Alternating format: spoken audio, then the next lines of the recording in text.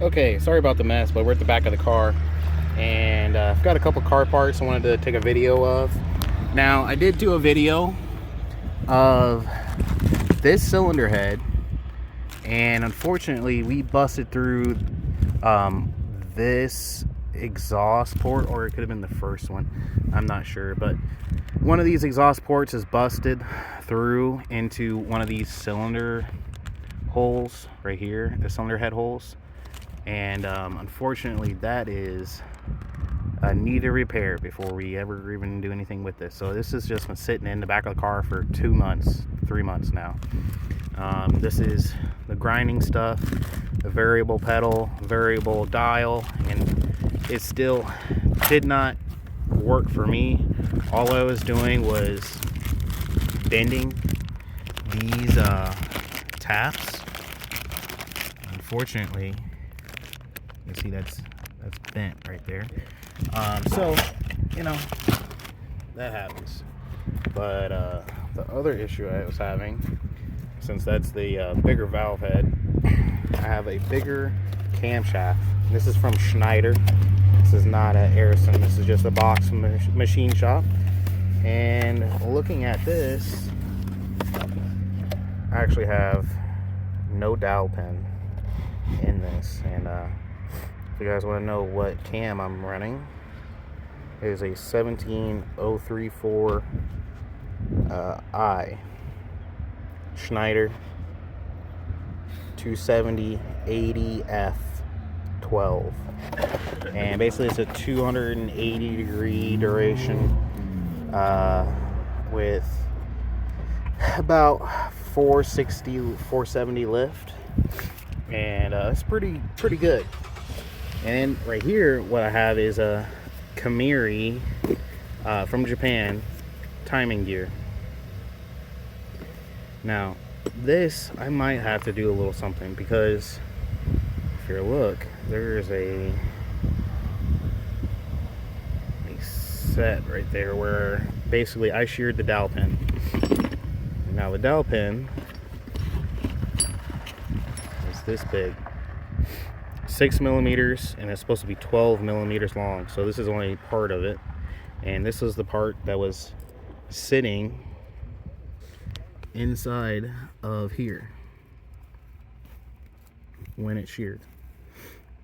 And you can see there is a bit of slack, so I am not sure just how good the timing will be on that.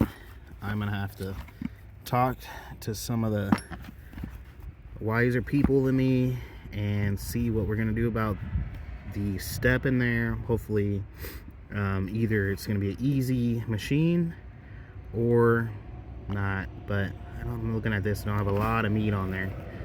Hopefully this can be fixed easily.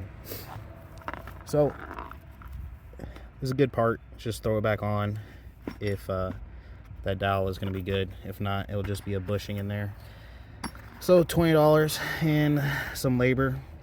So also what we're looking at is the rocker arm for this, and basically it's going to ride on this surface right here, going underneath, going like that.